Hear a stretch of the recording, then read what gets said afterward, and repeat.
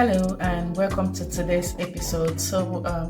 Today I'll be talking about something that is so close to my heart, very dear to me, and hopefully it resonates with you.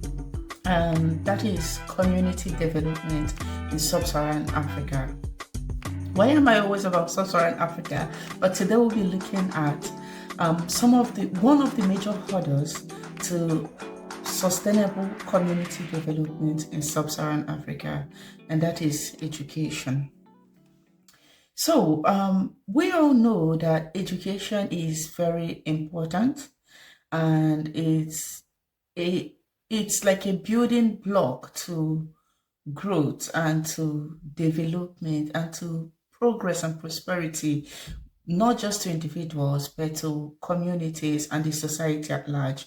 When people are born into poor homes or poor communities, one of the major things that help them stand out is usually education.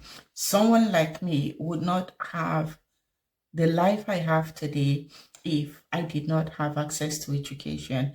And it is one thing I'm very grateful to my parents for, giving me that opportunity. Coming from where I come from, education has been a major tool to the life that I have or that I live today. Now, why is it even important that we talk about education in sub-Saharan Africa, and why is this like a major issue? According to UNICEF, the in sub-Saharan Africa is the most disadvantaged region in the world in terms of education. So education cannot wait. There's this publication, Education Cannot Wait, made in 2024, citing UNESCO, and it states that 98 million children are currently not in school. No, let's take that again. 98 million children in sub-Saharan Africa are currently out of school. And in this 98 million, more than half of that number are girls. So you see, girls also get it harder. Everyone has it hard, but it's also harder for women, for girls, for young women, for young girls. No child should be left behind, and no child should be discriminated. But this is still, happening in terms of their education. So according to UNICEF as well, 1 in every 5 children aged 6 to 11 years old in sub-Saharan Africa are not in school. 1 in every 5 children are not in school. And so you see, the challenges are just, and okay, let's look at why is this even happening? What are the challenges? Are there no school? One may ask. Are there no schools in the region? What is happening? Why is this? So some of the major issues with education in sub-Saharan Africa has been overcrowded classroom, lack of trained teachers, lack of learning resources, and conflict as well has been a major issue in many parts of sub-Saharan Africa. Communities where there are conflicts, children have had to, stop going to school due to this. It's been like a major it's been like a major contribuent to this particular issue. So now you see these challenges and a lot more that I'm not even able to list in this video. Now, can you imagine studying science, due to one of the issues is lack of resources, you see? Imagine studying science without a lab. Many children in sub-Saharan Africa that even end up making it to be like professors or doctors studied sciences without labs, had to struggle for practicals, and and can you just imagine studying mathematics with no books, or trying to learn reading with no guide? And Imagine as a teacher having to control almost 100 students in one classroom to one teacher.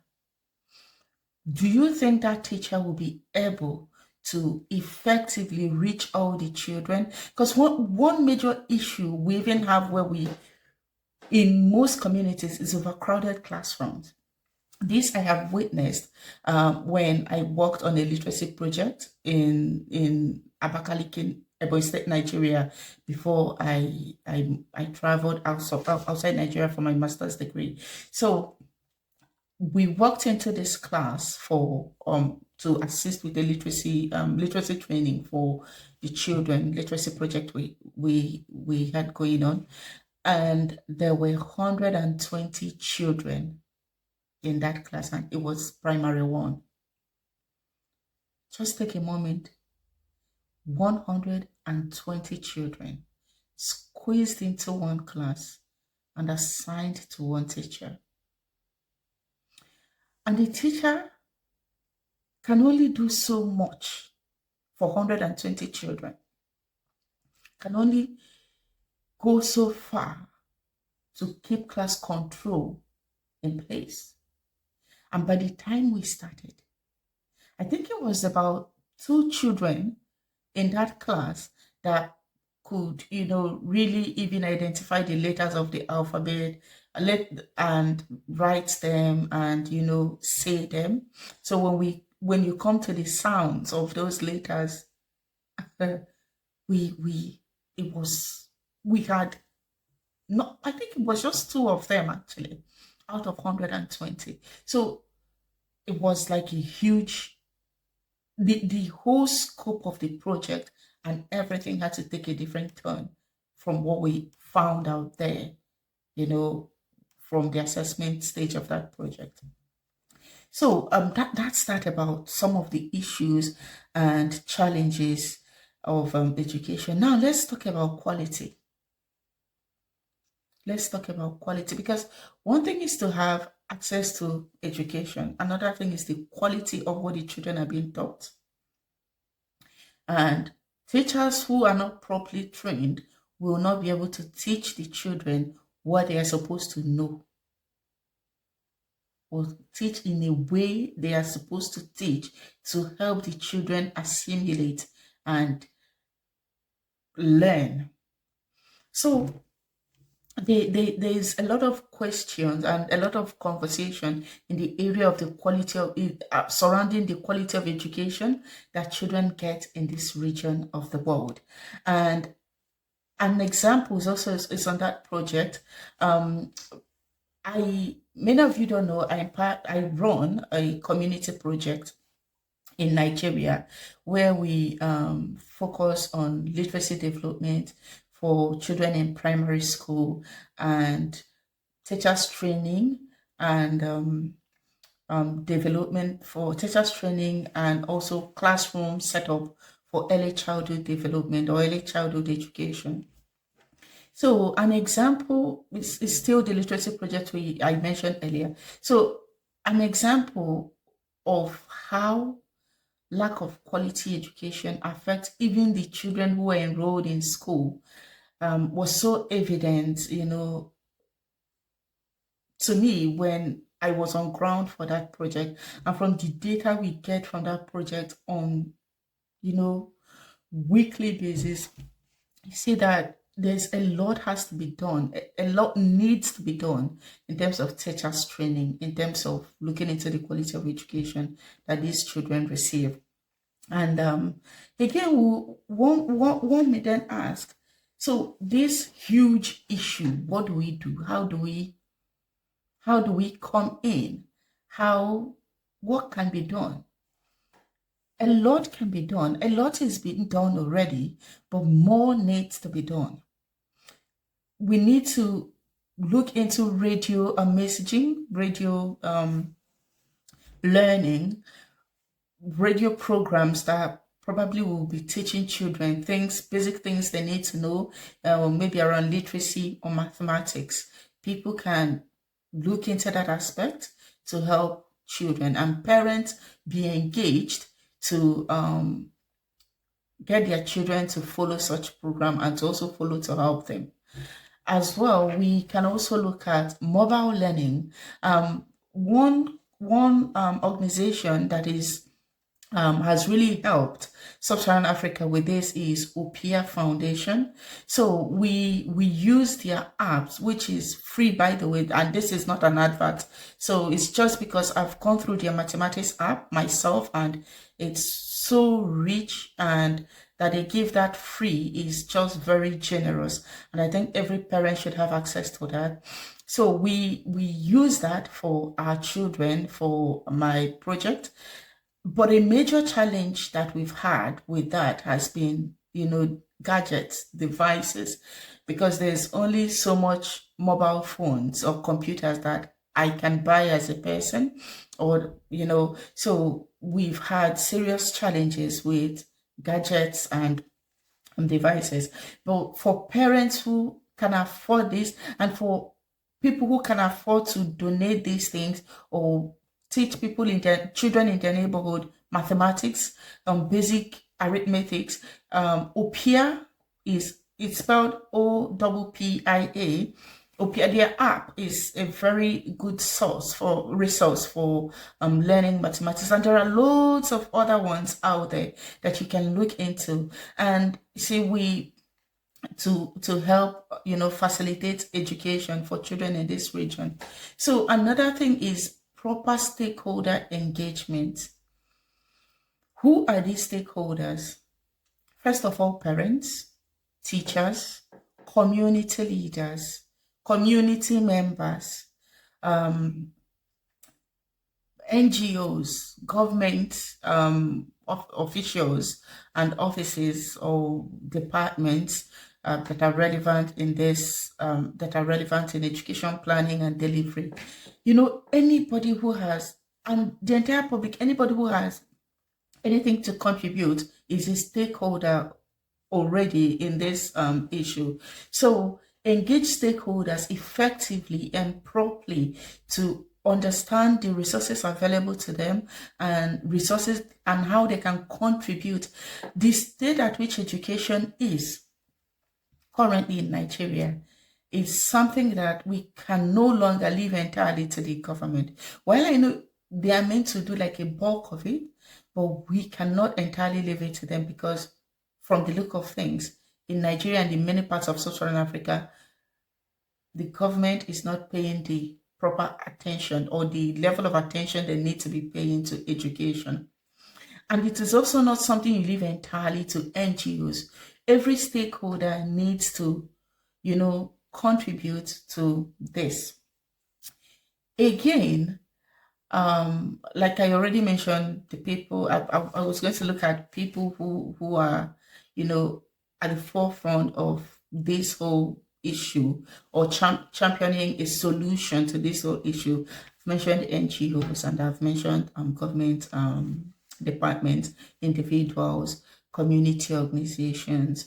So now I want to speak to individuals, community organizations, NGOs that run projects on education for proper community development, because I believe that effective, proper community development will eventually lead to widespread of sustainable development.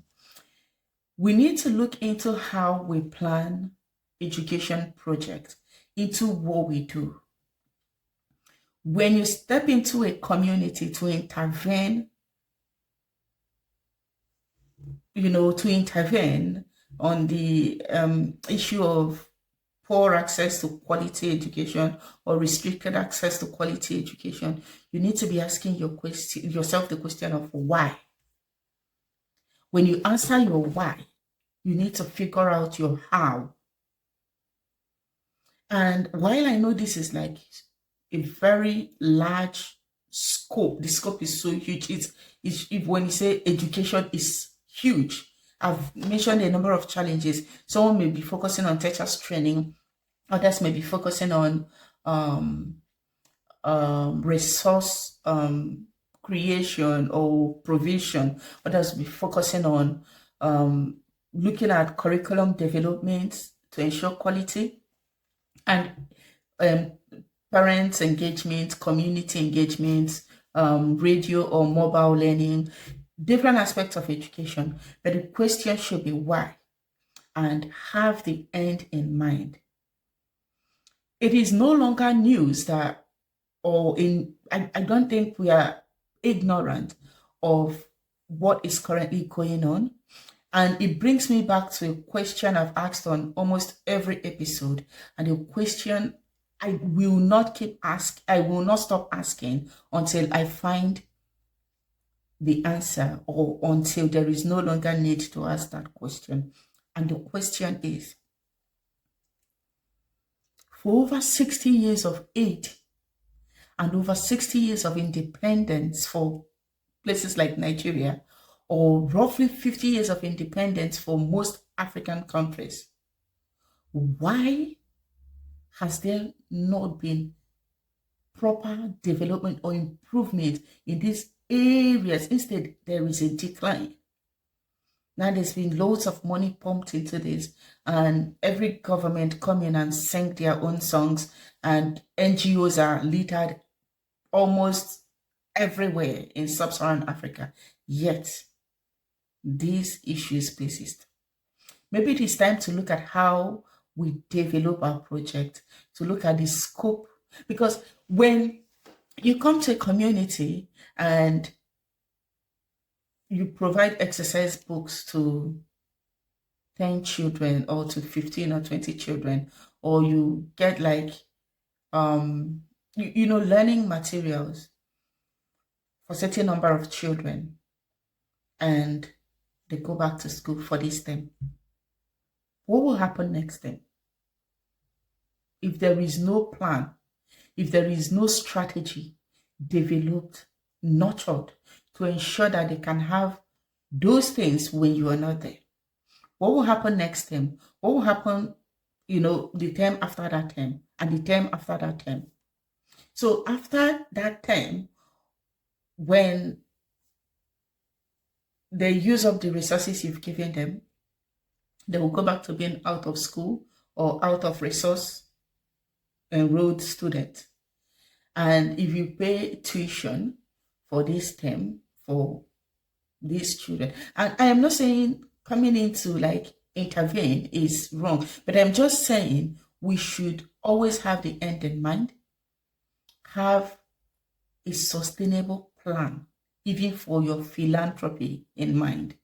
That way, if it is one child that your project or your philanthropy or your aid is able to see through, I believe that if you focus on that, you will have a wholesome and a proper result at the end of it. You would have raised a child who will be competent or strong enough to help the younger ones at home with their homework and the rest of it, and champion them through the much that child can.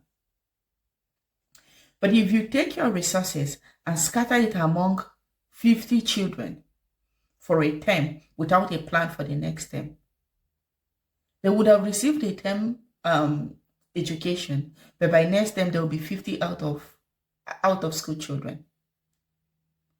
But if you can if you can afford to do one, and you do one and see that one to the end, you would have reduced 50 out of school children to 49. So it's the planning, it's the strategy. These are things we need to look at. It's not just about arranging children and doing whatever that is done. When you develop your project, think transdisciplinarity, think sustainability. And projects in developing for community development in sub-Saharan Africa, I for one believe it should be different from what we have elsewhere, because our issues are different, our challenges are unique. And when we should develop projects that can be continued, that has continuity, sustainability. So that's just when it comes to issue of development and education, it just really gets to me because I know what it can do to people when they are offered that. And I also know the damage it can cause when people are deprived the right opportunity to learn. So this is just me saying to you, amazing change maker, go on with your campaign, go on with your interventions, but have the end in mind. Think sustainability, think durability, think the big picture. All right, thank you all so much for joining me today, and I will see you in the next one. Bye.